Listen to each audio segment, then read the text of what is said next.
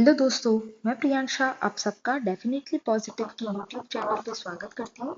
आज हम basically discuss करने वाले हैं जो इंडियन बजट का बहुत ही इम्पोर्टेंट कॉन्सेप्ट है डेफिसिट का।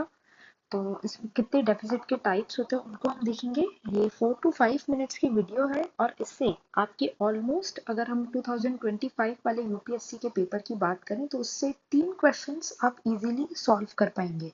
तो ये वाला क्वेश्चन मैं ऑलरेडी डिस्कस कर चुकी हूँ जब हमने रेवेन्यू रिसीट कैपिटल रिसीट के कॉन्सेप्ट को डिस्कस किया था और revenue expenditure versus capital expenditure के कॉन्सेप्ट को भी डिस्कस किया था। तो आप पुरानी वीडियो को भी रेफर कर सकते हैं।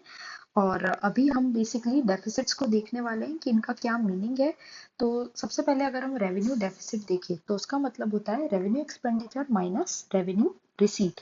अब रेवेन्यू रिसीट और रेवेन्यू एक्सपेंडिचर क्या है, तो वैसे हम पहले वीडियो में देख चुके हैं ऑलरेडी, पर मैं आपको एक बेसिक बता दूं तो रेवेन्यू रिसीट क्या होता है। It is normal income, tax और नॉन टैक्स जो रिसोर्सेज होते हैं उससे जो इनकम हो रही है वो बेसिकली रेवेन्यू रिसीट होती है। और कैपिटल रिसीट क्या होता है, कैपिटल रिसीट में बोरोइंग्स हो गई, रिकवरी ऑफ लोन्स हो गए, ये इंक्लूडेड है।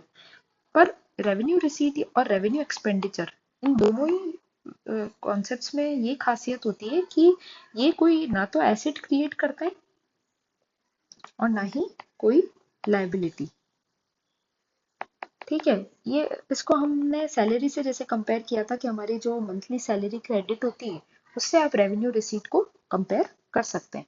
और कैपिटल रिसीट क्या होता है, इट इंक्लूड्स, इसमें क्या क्या इंक्लूड होता है, बोरोइंग्स हो गया, है ना। गवर्नमेंट अगर कुछ बोरो करती है तो उससे क्या होगा, एक लाइबिलिटी क्रिएट होगी।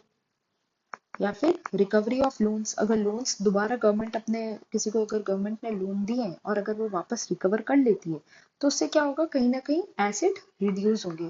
क्यों, क्योंकि अगर लोन्स रिकवर कर लेंगे तो जो हर मंथ जो गवर्नमेंट को इंटरेस्ट की इनकम हो रही थी वो इनकम खत्म हो जाएगी। तो उससे कहीं ना कहीं एसेट जो है वो कम हो जाएंगे। तो कैपिटल रिसीट या कैपिटल एक्सपेंडिचर में क्या होता है, लाइबिलिटी और एसेट दोनों पे ही इम्पैक्ट पड़ता है। अगर रिसीट होता है तो हमारी एसेट्स या तो रिड्यूस होती है या फिर लाइबिलिटी क्रिएट होती है। ओके, और कैपिटल एक्सपेंडिचर होता है तो या तो एसेट क्रिएट होती है, इसका ऑपोजिट हो जाएगा, या तो एसेट क्रिएट होगी या लाइबिलिटी रिड्यूस होगी। ओके, फिर इंटरेस्ट पेमेंट क्या होता है, payments made on previous borings, मतलब जो पहले कोई अगर बोरिंग गवर्नमेंट ने अगर कर रखी है ना, तो उसमें उस जो इंटरेस्ट नॉर्मल, जैसे अगर हमने फॉर एग्जांपल कोई बोरो किया है कोई अमाउंट या कोई गवर्नमेंट से कुछ पैसा अगर उधार लिया है, ठीक है, तो उस पे टाइम टू टाइम आपको इंटरेस्ट पेमेंट करना होता है। वही सेम टू सेम गवर्नमेंट के केस में होता है कि जो प्रीवियसली गवर्नमेंट ने कुछ बोरो कर रखा है अमाउंट, हो सकता है वो मार्केट से उठाया हो या बैंक से लिया हो या किसी अदर फाइनेंशियल इंस्टीट्यूट से लिया हो, तो उनको वापस गवर्नमेंट को रीपे करना होता है, टाइम टू टाइम इंटरेस्ट पे करना होता है। तो वो किसका पार्ट होगा, रेवेन्यू एक्सपेंडिचर का, क्योंकि वो काइंड ऑफ आप कह सकते हैं एक्सपेंडिचर हो गया, है ना। इससे पर कोई लाइबिलिटी या एसेट क्रिएट नहीं हो रहा है। तो ये इंटरेस्ट पेमेंट किसका पार्ट होता है, रेवेन्यू एक्सपेंडिचर का। अब ग्रांट फॉर कैपिटल क्रिएशन अगर हम इसकी बात करें तो ग्रांट गवर्नमेंट क्या होता है कि कैपिटल क्रिएट करने के लिए, मतलब कैपिटल क्रिएट यानी कोई इंफ्रास्ट्रक्चर प्रोजेक्ट हो गया, ठीक है, जैसे डैम्स हो गए, है ना, तो उसके लिए गवर्नमेंट कुछ ना कुछ पैसा देती रहती है। अब वो पैसा किससे देगी, आप इसको इससे मान सकते हैं कि जैसे कि स्टेट्स को गवर्नमेंट ने पैसा दे दिया या पीएसयूज को क्रिएट कर, कोई नए पीएसयू को एस्टैब्लिश कर लिया, या किसी को कोई प्राइवेट कंपनी है ना, उसको नेशनलाइज करके गवर्नमेंट ने अपने अंडर ले लिया, है ना। ये भी एक हो सकता है, या फिर कोई कैपिटल, न्यू कैपिटल कोई क्रिएट कर दी, इंफ्रास्ट्रक्चर प्रोजेक्ट वगैरह। तो उसके लिए क्या होता है, revenue grants used for building asset. तो ये क्या हो गया, कैपिटल क्रिएशन के लिए ग्रांट हो गया। तो इन सब के आप मतलब समझ गए। अब इन्हीं को इस डेफिसिट में बेसिकली यूज किया है। जैसे रेवेन्यू डेफिसिट तो सिंपल रेवेन्यू एक्सपेंडिचर और रिसीट के बीच का डिफरेंस होता है, और ये इंडिकेट क्या करता है, that government is not earning enough to meet its routine expenses. मतलब डेफिसिट होगा यानी कि गवर्नमेंट, अगर डेफिसिट मतलब अगर ये पॉजिटिव है, इसका ये मतलब हो गया कि एक्सपेंडिचर ज्यादा है रिसीट से। ठीक है, इसका मतलब है कि गवर्नमेंट अर्न इनफ नहीं कर रहे हैं और उसके जो एक्सपेंडिचर्स हैं, जैसे कि जो एक्सपेंसेस क्या हो गए, गवर्नमेंट के एक्सपेंसेस हो गए, जैसे पेंशन वाली इनकम हो गई या कोई वेलफेयर स्कीम्स में गवर्नमेंट अगर स्पेंड कर रही है, ठीक है, और जनरली ये भी देखा जाता है कि गवर्नमेंट का जो रेवेन्यू एक्सपेंडिचर है वो रिसीट से ज्यादा होता है।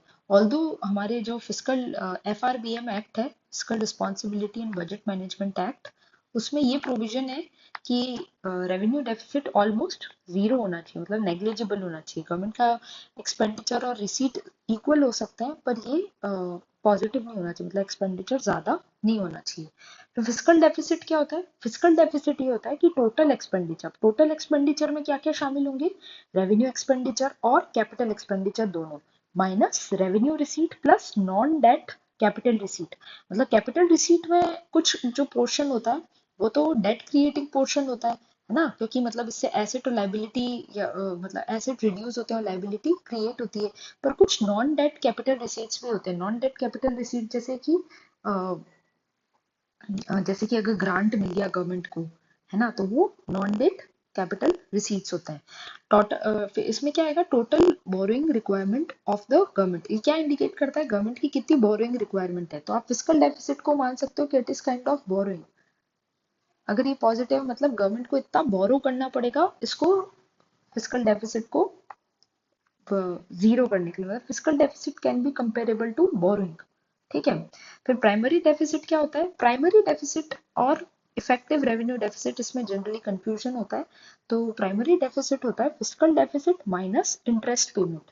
अब इंटरेस्ट पेमेंट क्या हुआ कि जैसे ये हमारा फिस्कल डेफिसिट यानी बोरोइंग होगी, है ना। अब बोरोइंग में से गवर्नमेंट अगर कुछ पोर्शन को इंटरेस्ट पेमेंट में स्पेंड कर रहा है, तो जो बचा हुआ पोर्शन होगा वो क्या कहलाता है? Primary deficit. The deficit excluding interest burden shows current, मतलब करंट में गवर्नमेंट की क्या फिस्कल हेल्थ है, मतलब इस साल किसी पर्टिकुलर ईयर, क्योंकि कुछ पोर्शन तो गवर्नमेंट का इंटरेस्ट पे करने में चला जाएगा। अगर ऑलरेडी कुछ बोरोइंग होगी उसमें से कुछ पैसा तो गवर्नमेंट को इंटरेस्ट पेमेंट में चला जाएगा, तो जो पीछे बचेगा वो एक्चुअल हम कह सकते हैं करंट ईयर का फिस्कल हेल्थ को ये इंडिकेट करेगा, प्राइमरी डेफिसिट। फिर इफेक्टिव रेवेन्यू डेफिसिट क्या होता है? अब इसमें रेवेन्यू डेफिसिट आ गया, तो हम इसमें रेवेन्यू की बात करें, यानी जो रेवेन्यू डेफिसिट जो हमने ऊपर देखा, है ना, उसमें से जो ग्रांट हो गया फॉर कैपिटल क्रिएशन, तो क्या होगा? हमारे पास इफेक्टिव रेवेन्यू डेफिसिट होगा। क्योंकि ग्रांट फॉर कैपिटल क्रिएशन यानी कि गवर्नमेंट ने अगर स्टेट को या किसी PSU को कुछ पैसा गवर्नमेंट दे रही है, तो वो भी होगा तो एक्सपेंडिचर ही, है ना। यानी एक्सपेंडिचर यानी it is the part of revenue expenditure, पर इससे क्या हो रहा है? कैपिटल क्रिएट हो रही है, तो ये एसेट को एक्चुअली क्रिएट कर रहा है स्टेट्स में या PSUs में। तो ये क्या होगा? Effective revenue deficit. क्योंकि इसमें जब हम ग्रांट वाले पोर्शन को हटा देंगे, मतलब जो चीज कैपिटल को क्रिएट कर रही है, अगर उस पोर्शन को हम हटा देंगे तो हमें इफेक्टिव रेवेन्यू डेफिसिट मिल जाएगा। It adjust for productive grants in revenue expenditure. मतलब गवर्नमेंट का अगर रेवेन्यू एक्सपेंडिचर भी हो रहा है तो उसमें से मतलब ये इंडिकेट करता है कि अगर इफेक्टिव रेवेन्यू डेफिसिट, मतलब जितना ये वाला पोर्शन ज्यादा होगा उतना ही अच्छा है। जितना गवर्नमेंट रेवेन्यू एक्सपेंडिचर में से जितना कैपिटल क्रिएट करने में एक्सपेंडिचर कर रही है उतना ही अच्छा है। तो ये जितना ज्यादा होगा उतना ही रेवेन्यू डेफिसिट हमारा कम होगा, है ना। और ये चीज ही उसकी फिजिकल हेल्थ के लिए बेटर है स्टेट की। ओके। अब बजट डेफिसिट क्या है? ये पहले यूज किया जाता था, इसमें आप मान सकते हैं इसमें बोरिंग्स वगैरह सब कुछ इंक्लूडेड है, यानी total expenditure minus total receipt क्या हो गया? Budget deficit. It is old concept and not used in official Indian budgets any more. तो आप समझ गए होंगे कि क्या क्वेश्चन था, मतलब क्या ये कॉन्सेप्ट्स थे। अब हम एक बार क्वेश्चंस को भी देख लेते हैं। तो अगर आप ये वाला क्वेश्चन देखें, suppose the revenue expenditure is 80,000। अब इसमें रेवेन्यू एक्सपेंडिचर दे रखा है, ठीक है। The revenue receipt of the government are 60,000 crore. The government budget also shows borrowings of 10,000 crore. अब इसमें बोरिंग दे रखी कितनी? 10,000 crore. And interest payment of 6,000 crore. Which of the following statements are correct? तो हमको क्या देखना है इसमें? रेवेन्यू डेफिसिट कैलकुलेट कर लेते हैं हम, फिजिकल डेफिसिट और प्राइमरी डेफिसिट। ठीक है। हमने ऊपर अभी अभी फॉर्मूला देखा ही है। तो सबसे पहले अगर हम रेवेन्यू डेफिसिट देखें तो क्या होता है? Revenue expenditure minus revenue deficit, simple. ये एक्सपेंडिचर है हमारा 80,000 और इसमें से हम 60,000 को माइनस करेंगे तो हमको कितना मिलेगा? 20,000 करोड़। ठीक है। तो यानी ये स्टेटमेंट करेक्ट हो गया। अब फिजिकल डेफिसिट क्या है? इज 10,000 करोड़। अब फिजिकल डेफिसिट का आपने सिंपल फॉर्मूला देखा होगा कि इट इज बोरोइंग।